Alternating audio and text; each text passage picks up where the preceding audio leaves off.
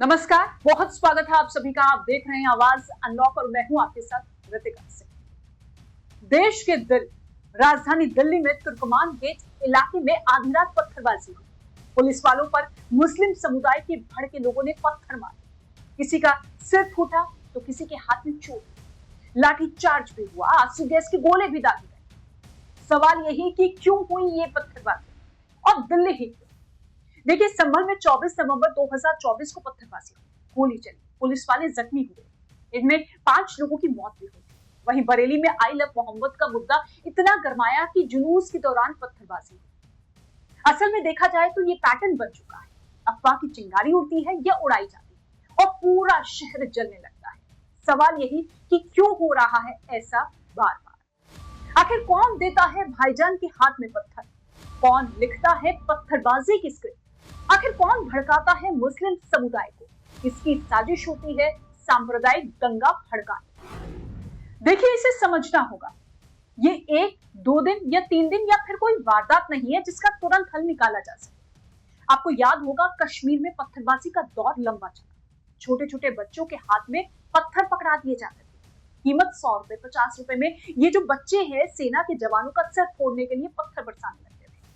लेकिन अब कश्मीर की तस्वीर बदल चुकी है। पत्थरबाजी बंद है, बिल्कुल बंद। ये इसलिए नहीं क्योंकि पत्थरबाजी गैंग का खात्मा हो चुका है। ये इसलिए है क्योंकि सेना ने, पुलिस ने सख्ती दिखाई। उन लोगों की पहचान की जिन्होंने पत्थर को हथियार बनाया था। उन लोगों को जेल तक पहुंचाया जो पत्थरबाजी के लिए मुस्लिम बच्चों, युवाओं को भड़का। लेकिन कश्मीर में पत्थरबाजी बंद हुई तो दिल्ली में, संभल में, बरेली में और अभी पिछले हफ्ते जयपुर में चौमू में पत्थरबाजी हुई। चौमू और दिल्ली के तुर्कमान गेट में पत्थरबाजी की मॉडस ऑफ ऑपरेंडी अगर देखी जाए तो सेम दिखती है, एक ही पैटर्न। अतिक्रमण हटाने के लिए पुलिस प्रशासन की टीम पहुंचती है, अफवाह उड़ती है कि मस्जिद गिराई जा रही है, लोग इकट्ठा होने लगते हैं, सोशल मीडिया पर लोग एक्टिव हो जाते हैं, व्हाट्सएप ग्रुप बनते हैं, व्हाट्सएप ग्रुप में लोग भड़काऊ मैसेज सेंड करने लग जाते हैं और लोग हाथ में पत्थर उठा लेते हैं क्योंकि इन्हें बताया जा चुका होता है कि तुम्हारी मस्जिद गिरा दी जाएगी, तुम्हारे दीन पर हमला हो रहा है, इस्लाम खतरे में है, सरकार मुसलमानों के खिलाफ साजिश कर रही है, वगैरह वगैरह। और भाईजान भड़क जाते हैं, पत्थर हाथ में उठा लेते हैं। कई बार तो पत्थरबाजी की वजह पुलिस प्रशासन या सरकार के खिलाफ मुस्लिम समुदाय का गुस्सा नहीं होता, बल्कि हिंदू धर्म के त्योहारों के दौरान, धार्मिक जुलूसों के दौरान, प्रतिमा विसर्जन के दौरान पत्थरबाजी होती है। क्यों? क्योंकि अमन चैन से सोते शहर में सांप्रदायिकता लोगों के दिलो दिमाग को झुलसाने लगती है। और वहीं दोनों ओर के जो नेता है वो एक दूसरे को भड़काने वाली तकरीर और भाषण देने लगते हैं, बैक टू बैक स्टेटमेंट्स आने लगते हैं क्योंकि इन्हें सियासी तौर पर ये सूट करता है। उनकी सियासत की जो रोटी है इसी धार्मिक उन्माद के चूल्हे पर पकती है। लेकिन आम लोग तब क्यों आ जाते हैं इनके बहकावे में? सारी दुनिया को समझने का दावा करने वाले ये लोग तब किन घरों में बंद हो जाते हैं? क्यों खुली विचारधारा वाली खिड़कियां सिमटने लगती है?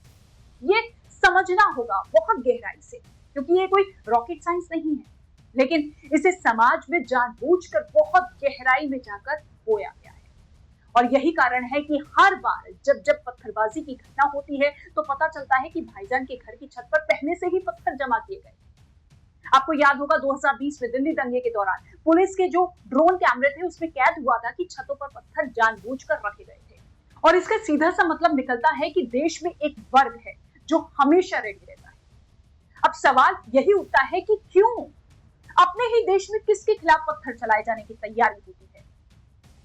और सवाल यही उठता है कि क्यों अपने ही देश में किसके खिलाफ पत्थर चलाए जाने की तैयारी होती है?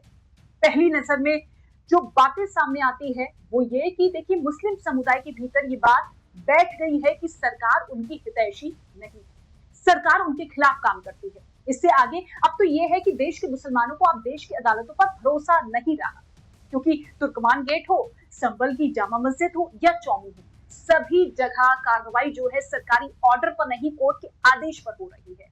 भाईजान फिर भी भड़क गए। क्यों? लोकतंत्र में इसका हल तो दिखता है कि मुस्लिम नुमाइंदों को आगे आना होगा, सरकार को, अदालत को विश्वास जताना होगा। हाँ, फिर भी चंद लोग हैं जो नहीं मानेंगे, वो पत्थर ही बरसाएंगे, क्योंकि ये जमीन बस उनकी है, देश उनका है, देश के दूसरे समुदाय को वो अपना नहीं मानते। लेकिन ये चंद लोग हैं। एक आम आदमी को, एक आम मुसलमान को हाथ में पत्थर नहीं चाहिए, बिल्कुल नहीं चाहिए। ऐसी ही खबरें और वीडियो को देखने और जानने के लिए आप बने रहिए आवाज अनलॉक के साथ।